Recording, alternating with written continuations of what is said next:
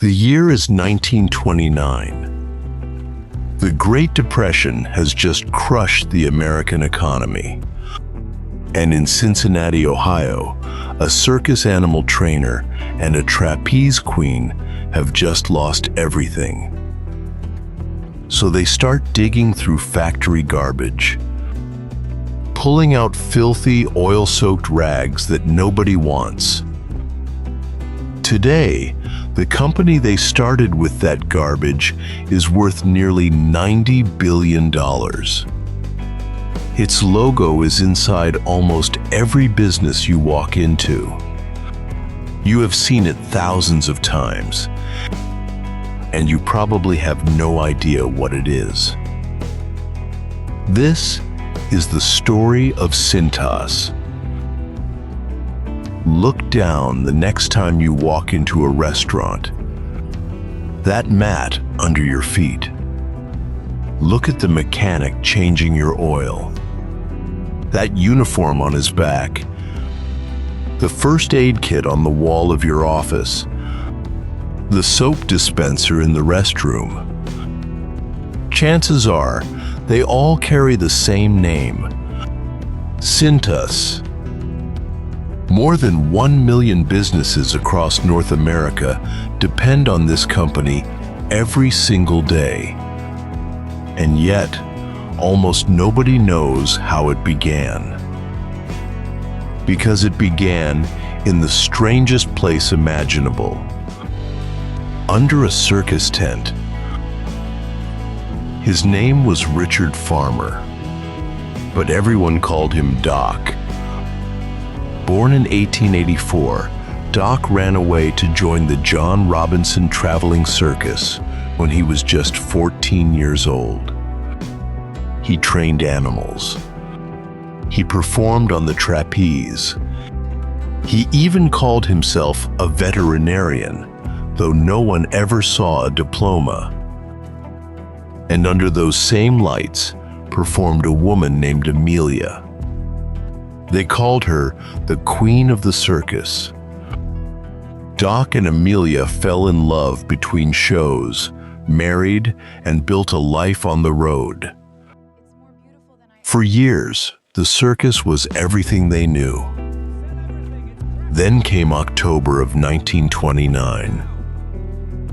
The stock market collapsed. The Great Depression swallowed the country whole. Nobody had money for bread, let alone circus tickets.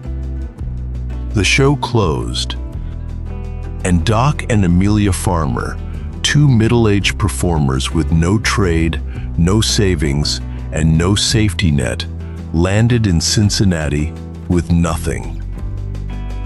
Now, most people in that situation would have given up.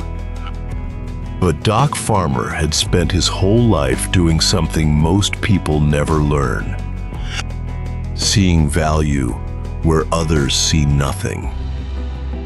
Walking along the industrial district by the Ohio River, he noticed something. Factories were throwing away mountains of dirty rags. Oil-soaked, chemical-stained, worthless. Except they weren't worthless. Because every week, those same factories bought new rags to replace the ones they threw out. And that's when Doc had the idea that would quietly change American business forever. What if someone collected those filthy rags, washed them, and sold them right back? It was dirty work. Humiliating work. The circus queen and the trapeze artist elbow deep in industrial waste. But it worked. The farmers founded a tiny operation called the Acme Industrial Laundry Company. Collect, clean, return, repeat. Without knowing it, in 1929, they had invented something we now have a fancy name for: the circular economy. Recycling as a business model, decades before recycling was even a word people used. But the story almost ended right there. In 1938, the Ohio River rose in one of the worst floods Cincinnati had ever seen. It destroyed their plant. Everything they had rebuilt after the Depression, gone again. A second knockout punch in less than 10 years. And for the second time, the farmers refused to stay down. They moved the business to Norwood, Ohio, and started over. If there is one thread running through this entire story, it's that one. This is a family that simply did not know how to quit. In the 1940s, Doc's son Herschel took over. He made a small change with big consequences. Instead of recycling old rags, the company began supplying clean shop towels as a service. Businesses didn't buy the towels. They rented them. Dirty towels out, clean towels in, every single week. It doesn't sound revolutionary, but hold that thought. Because that little idea, renting instead of selling, is the engine behind everything that comes next. Enter the third generation. Richard Farmer, Doc's grandson. Everyone called him Dick. He grew up in the family plant, working there through childhood, high school, and college. In 1957, fresh out of Miami University and military service, he joined the business full-time. At that point, the mighty family empire had exactly 12 employees. 12. But Dick Farmer looked at those 12 employees and saw something enormous. He noticed that workers across America wore uniforms, and those uniforms were a nightmare. Companies bought them, workers ruined them, nobody washed them properly. What if uniforms worked like the shop towels? Rented, collected, professionally cleaned, delivered back, every week, forever. His father wasn't convinced. The tension between them grew so real that the family made a stunning decision. In 1959, Herschel handed control of the company to his son. Dick Farmer was in his mid-20s, and he moved fast. He worked with textile companies to develop a brand new fabric, a 65-35 polyester cotton blend that survived industrial washing without falling apart. The uniforms lasted longer, looked sharper, cost less over time. In 1968, he launched a new company to prove the concept. He called it Satellite Corporation. Within 2 years, the new company was doing so well that it bought the old family business. The student had become the teacher. And in the mid-1970s, the whole operation took on a new name: Cintas. What happened next was one of the quietest conquests in American business history. Cintas went public in 1983. Then Dick Farmer went shopping. Over the following decades, Cintas acquired more than 200 competitors.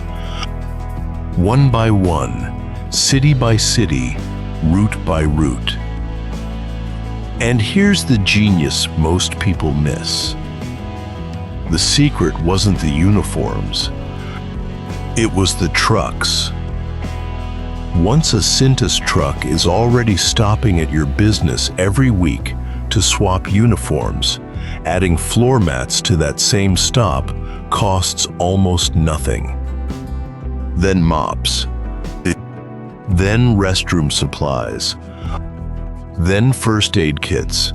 Then fire extinguishers. Every new product rode on a truck that was already coming. That's why the logo is everywhere. Not because Cintas sells one thing well, but because it turned one weekly visit into an entire ecosystem. Today, the numbers are staggering. Over $10 billion in yearly revenue. Nearly 50,000 employees, who the company still calls partners, a tradition Dick Farmer started when he began sharing ownership with his people decades ago.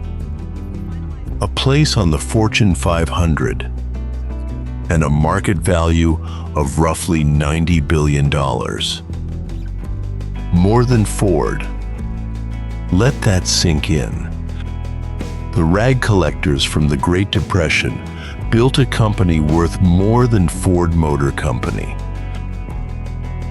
Dick Farmer led Cintas for over 5 decades before passing away in 2021 at the age of 86. He gave hundreds of millions to charity and to education. The business school at Miami University carries his family's name. And through it all, the company never left the family's hands entirely. His son Scott followed him as CEO, the 4th generation of farmers to run a business born from garbage. So the next time you walk into a shop and step on that mat, take 1 second to look at the logo. Because behind that simple word is a trapeze artist and a circus queen who lost everything twice and refused to quit. A son who turned rags into a service. And a grandson who turned a 12-person laundry into a $90 billion empire hiding in plain sight. America is full of these stories. Empires you see every day without ever really seeing them. And on this channel, we're going to uncover them. One logo at a time.